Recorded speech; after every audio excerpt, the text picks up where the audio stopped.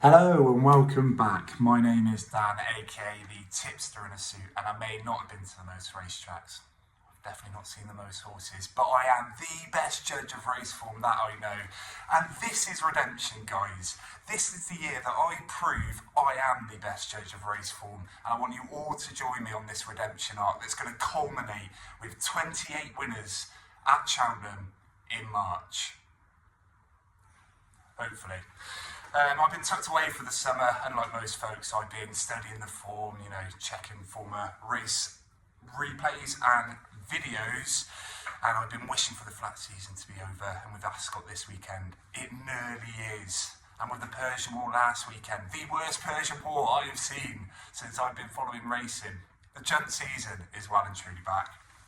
I've seen too many horses to follow. You've probably got 50 options with 1,000 horses you could be following, so I thought I'd offer up a bit of an alternative. I thought I'd offer horses that had been injured last season or the season before and are expected to make their return this season. For example, the power review, the community, I put Rocky's Howyer up for the Amateur Gold Cup, also known as the Fox Hunters, Dan, and someone let me know that he was injured, so I was able to get out of that bet. Thanks to you for doing that, and if any of these that I'm about to mention are injured or definitely not returning, then leave me a comment down below. And while you're there, leave me a like, it's absolutely free. So first up, we have the DRF bumper winner, Jeroboam Mauchin. I probably butchered that. I'm a bit unsure of the quality of the field that he beat at the DRF, but the horse's reaction to O'Connor in the saddle, that's what got me really excited, guys. One short squeeze sees him go up a gear and take the lead, and when he was asked again, he put the race to bed in strides. With a lovely attitude and temperament to the game, as well as that change of gear, I think he's an absolute contender for the Supreme. He seemed a little bit smaller than his peers, so I would suggest that he's going to stay hurdling, and you can currently get 21 to 1 on the exchange for the horse for the Supreme. That price will be tiny once he makes his reappearance. He'll win a nothing maiden and he'll go into 7 to 1. Next up we have Farron Glory, the winner of the Royal Bond Grade 1, before looking like the winner of the new Tolworth race, which is now on Boxing Day at Aintree, bar his 4-2 out. He was travelling really nicely that day, but he came 9th in the DRF the following time, having been found to bled from the nose, which is a shame. Elliot put him away, skipping all the spring festivals, and he is, like I said, a powerful traveller who could easily be stepped up in trip to the mid-trips, having won his maiden over 2 mile free on heavy. He's got a hurdle mark of 146, and if that's protected by Elliot, which it could be, I expect he might be one for the new Turner's Handicap. Next up, we have the nice guy who's not been seen for nearly 2 seasons now, after completing the Punchestown Cheltenham Grade 1 Staying Novice Hurdle Double in 2022, and he achieved an RPR of 156 for both of those. Mullins did seem excited to send him chasing, but he's now been off the track for nearly 2 years. He was late to the track as well, so he's now age 9, and the worry is how much of that potential is he going to fulfil.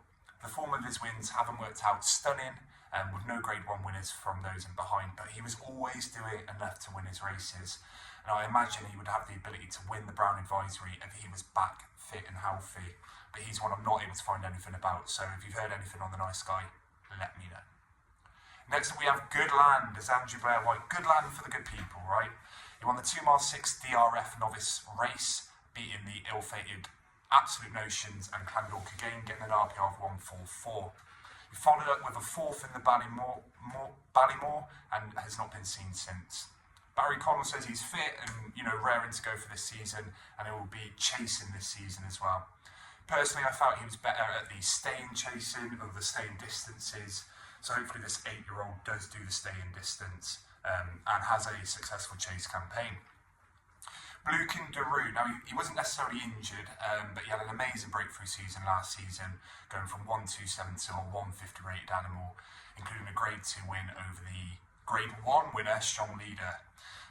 He was unraced after his December run with a slight issue until the end of the season where he came a respectable 5th, and he's still learning the game.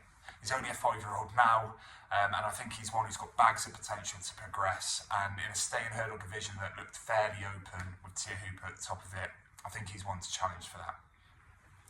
Next up is one of my favourites, All Mankind. He's won 5 of his 11 chase starts, with 3 of those wins coming at Grade 2 level, both at 2 miles and 2 mile 4. The last was an impressive weight carrying performance in the Old Roan, where he beat Itchy Feet, the ill-fated Midnight Shadow, and Fanion d'Estraval.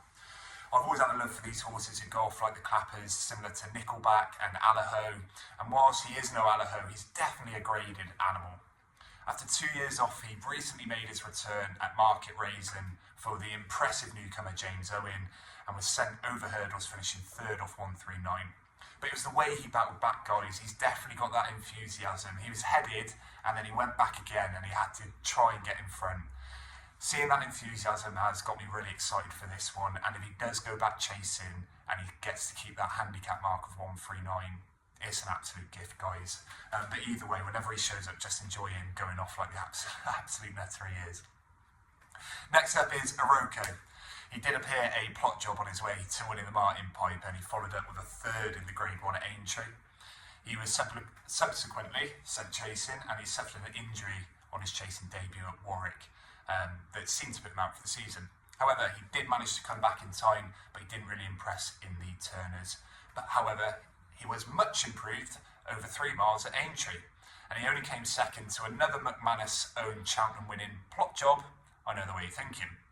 Stepped up in trip should see this one suit, and whilst he may not reach a Gold Cup level, he's 6, he's still got so much potential improvement to come, and I think an injury-free season could see him picking up something like the Cotswold Chase along the way. Next up we have Millen and Missar, who was an impressive winner of the Grade 2 Novice Hurdle at the Cheltenham meeting in November last year, and that came at somewhat of a surprise at 22-1. That followed on from another easy on the eye win at Chepstow. In Cheltenham, he was low and quick over the hurdles. I was rather impressed, to be honest, with how he hurdled. But something hasn't clearly gone right because he hasn't been seen since. He switched over to the far rail. He was the first horse to do that, and they switched him off out the back as well. So it's got me wondering if he's got his quirks, being around other horses, probably one for small fields. But he is completely unexposed. And whilst Captain Teague went on to be a 142 rated hurdler, I think Millen and Missile might be a little bit better. He will likely go chasing this season, and he's definitely one to keep in the notebook for his reappearance. Like I said, only 2 tries over hurdle. I think he had 1 flat run before that, or a bumper. So, you know, he could be anything. Crest caught my eye on New Year's Day 2022 when he won the listed novice hurdle, beating the now Grand National winner I Am Maximus by 3 lengths. He's a monster of a horse, gigantic horse who had seated on his next run, but he destroyed the field in a Grade 2 on heavy at Haydock. This made him the 9-4 favourite for the Albert Bartlett, but something didn't go right that day, never seemed to travel, and he was pulled up a long, long way out in the race that was won by the aforementioned The Nice Guy. His trainer Daly said very early on last season that he wouldn't be out for the season, and that now makes him 9 years old. He's 9 years old, embarking on probably a novice chase campaign at the peak of his powers if the injury hasn't hurt him too long. It's an exciting one for the novice chasing campaign, as long as they can keep him sound, so fingers crossed for that. And finally, last but by no means least, is Constitution Hill. And what can I say about this horse that's not already been said? He's a legend and undoubtedly the most talented horse in training. Henderson will wrap him up in cotton wool. We'll probably just see him one time before Cheltenham in a 4-runner field at the Christmas hurdle, and he'll batter absolutely everyone. But it's not going to be until March that we really know has he recovered from his illness. It's an injury that could have taken a lot out of him. He may not be the same horse when he returns, but I think we all hope and pray that Constitution Hill can return, devouring the hill at Cheltenham come March. So we are 10 horses we've hopefully get to see return for the 24-25 jump season. Is there any horses I missed, guys? Is there any horses you're excited to see? And as I mentioned, are any of those definitely not running? I'd be definitely keen to know in the comments down below. And I'll catch you on the next one.